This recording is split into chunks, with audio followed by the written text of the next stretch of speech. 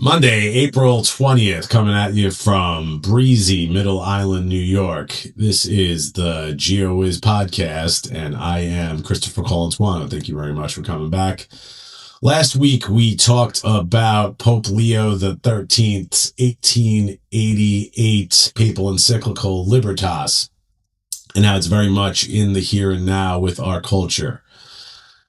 I decided to spend 2 episodes on it because it is so much the encyclical that foretells everything else that's happening in America today. And why is everything in America happening today? Well, if we're going to look at it from a negative or a positive aspect, we would have to talk about the word liberty. And that's the word we think of when we think of the United States of America. Now, our sigil given to us by the French, right? The Statue of Liberty. We think of Lady Liberty. When we think of people like even comic book characters like Captain America, right? Fighting for freedom. And it's something that we've heard over and over again. They've taken on a mythological basis. But in reality, there is a duality here. And the duality we're going to talk about is liberty. And that's something when we act in accord with reason, we are liberated. And then there is something called license.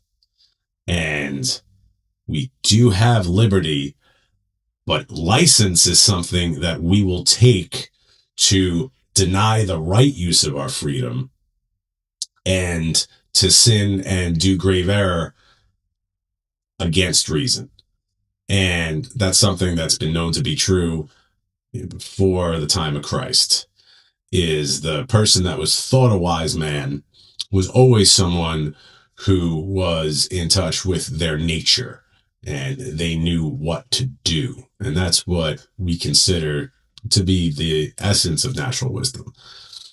And the reason that it's so important right now is because so many people feel intensely betrayed by Donald Trump, our president. And I hesitate to ask what's going on here.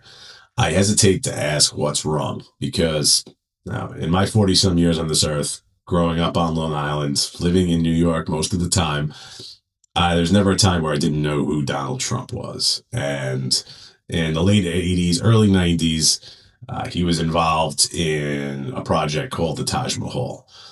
And the Taj Mahal was famous because it was running out of funding, and he pulled funds from his other investments in Atlantic City to fund the Taj Mahal. So people that had freely invested in Donald Trump for his different casinos in Atlantic City actually were hurt by Donald Trump because he was taking money, putting it into a competing casino, which he also happened to have his name attached to. And what, in my mind, he became an important figure to mark and watch for was when he was interviewed, and after Time Magazine did several pieces on him, he clearly stated that what I did was not illegal. You would do it too if you could. So again, liberty would be the right use of freedom. So if people give you money in good faith, one would hope you would, for your own self-interest and for their self-interest and for their greater good, you would attempt to recoup. But license would say, well, the law doesn't state that I can't funnel money from company A and company B into company C. There's nothing illegal about it. There's nothing you can do about it. Sorry, but, just the way things go. So now Donald Trump had the license to do this, but did he have the liberty to do it? I would say not. And the reason is, once he made this mistake, he became the slave of the very method he used in order to build up this empire.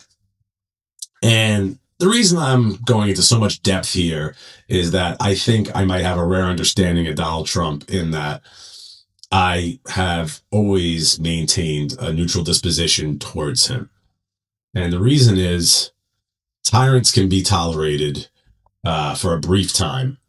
But the one thing that cannot be tolerated is a godless man. And while I had no illusion that Donald Trump was a church going Catholic, he had, at the very least, appointed some Supreme Court justices who were instrumental in the overturning of Roe versus Wade.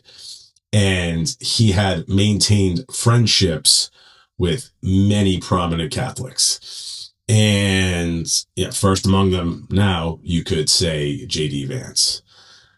Now, let's fast forward to today.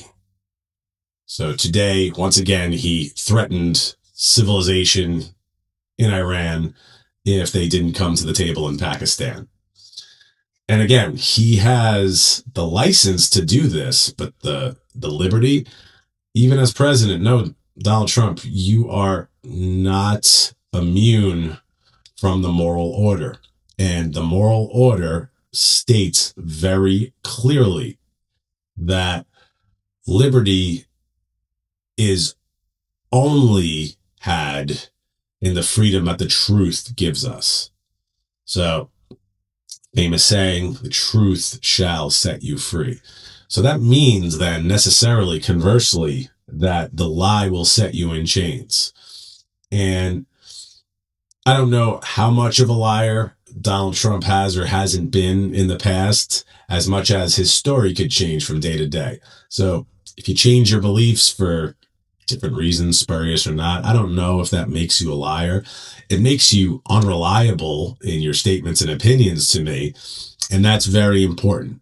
And the point I'm getting to here about why liberty versus license is so important in the realm of today's America is that almost all of us believe that Donald Trump is justified in doing what he's doing, whether it's by the Constitution or the Declaration of Independence or the Elastic Clause, and he is not. If you are disobeying the laws of God, you are operating under liberalism, which is under the laws of man, saying, I have license to do what I want. Forget what the moral order, forget what God, forget what the church may say. And again, if your party, whether it's the Democratic Party, the Republican Party, the Libertarian Party, the Green Party, had a similar president doing similar things, you might be okay with it. You might say, well, yeah, they're going to come in and knock heads and they're going to do things opposite because we have the freedom to do that in America. No, you don't have the freedom. Whenever you want to come in and do anything that goes against right, that goes against the moral law, that goes against reason, you are slave to a new master.